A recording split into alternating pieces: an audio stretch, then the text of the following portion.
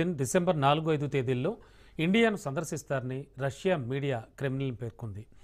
ప్రధాని నరేంద్ర మోడీ ఆహ్వానం మేరకు పుతిన్ ఇండియా వస్తున్నారు. అయితే ఇండియా, రష్యా చమురు దిగుమతులపై అమెరికా సుంకాలు విధించిన తర్వాత గత కొన్ని నెలల్లో రెండు దేశాలకు కొత్త చిక్కులు వచ్చి పడుతున్నాయి. ఆగస్టులో జాతీయ భద్రతా సలహాదారు అజిత్ దోవల్ మాస్కో పర్యటనలో పుతిన్ ఇండియా పర్యటన ఖరారైంది. ఇక ఆ తర్వాత షాంఘై సహకార సంస్థ శిఖరాగ్ర సమావేశంలో ప్రధాని మోడీ, పుతిన్ చైనాలో కలుసుకున్నారు.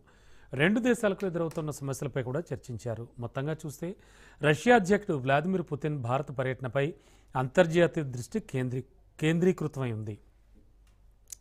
ఉక్రెయిన్ యుద్ధం, అమెరికా ఆంక్షలు, గ్లోబల్ ఎనర్జీ సంక్షోభం ఇలాంటి పరిణామాల కారణంగా ఈ పర్యటన అత్యంత ప్రాధాన్యాన్ని సంతరించుకుంది. ఇప్పుడు ట్రంప్ పుతిన్ ఇండియా పర్యటనపై ఎలాంటి కామెంట్స్ చేస్తాడో చూడాలి. ఇప్పటికే రష్యా విషయంలో ఇండియా తీరుపై గుర్రుగా ఉన్న ట్రంప్ ఖచ్చితంగా ఏదో పెడబొబ్బులు పెట్టడం మాత్రం ఖాయమన్న విశ్లేషణలను నిపుణులు వ్యక్తం చేస్తున్నారు.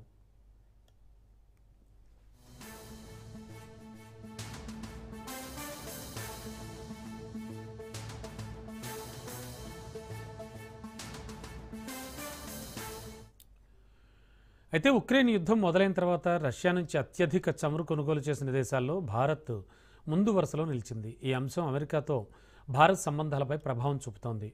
అమెరికా అధ్యక్షుడు డొనాల్డ్ ట్రంప్ ఇటీవల భారత్పై ఒత్తిడి పెంచాడు. భారత్ రష్యా నుంచి చమురు కొనుగోలు చేస్తున్నందున అదనంగా 50% సుంకం విధించాడు. చమురు కొనుగోళ్ల ద్వారా రష్యా యుద్ధానికి భారత్ ఆర్థిక సహాయం చేస్తోందంటూ అమెరికా ఆరోపిస్తోంది. అయితే భారత్ మాత్రం తన వైఖరిని స్పష్టంగా తెలియజేసింది. స్థానిక అవసరాలు కావచ్చు, ధరల పరిస్థితులు కావచ్చు, వీటి ఆధారంగా నిర్ణయాలు తీసుకుంటామని, జియో పొలిటికల్ ఒత్తిళ్లను పరిగణలోకి తీసుకోవడం లేదని చెప్పింది. ఇదే సమయంలో అమెరికా నుంచి కూడా భారత్ పెద్ద మొత్తంలో క్రూడ్ కొనుగోలు చేస్తోందన్న వార్తలు కూడా వస్తున్నాయి. ముఖ్యంగా ఎల్ఎన్జీ గ్యాస్ ఇండియా భారీగా దిగుమతి చేసుకుంటున్నట్లుగా తెలుస్తోంది.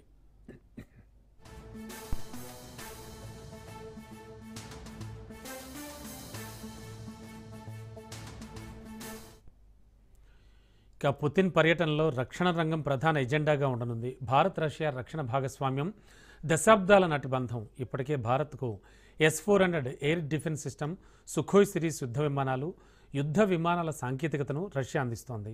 రెండు దేశాలు సంయుక్తంగా తయారు చేసిన బ్రహ్మోస్ క్షిపణి అంతర్జాతీయ గుర్తింపు తెచ్చుకుంది. మరి ఈ పర్యటనలో 5వ తరం stealth fighter jet Su-75 checkmate సాంకేతిక బదిలీకి గ్రీన్ సిగ్నల్ లభించగా విధి విధానాలు ఖరారు కానున్నాయి. పుతిన్ ఇండియా రాక మరో కీలక అంశాన్ని ప్రపంచం ముందుకు తెస్తోంది.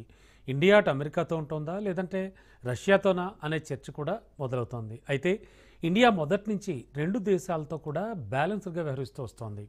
స్ట్రాటజిక్ అటానమీ పేరుతో భారత్ రెండు శక్తుల్ని బ్యాలెన్స్ చేస్తోంది. పుతిన్ పర్యటన కేవలం ద్వైపాక్షిక సమావేశం మాత్రమే కాకుండా భవిష్యత్తు గ్లోబల్ పవర్ ప్లేస్మెంట్కు మార్గదర్శకంగా నిలుస్తుందనే అభిప్రాయాలు వినబడుతున్నాయి.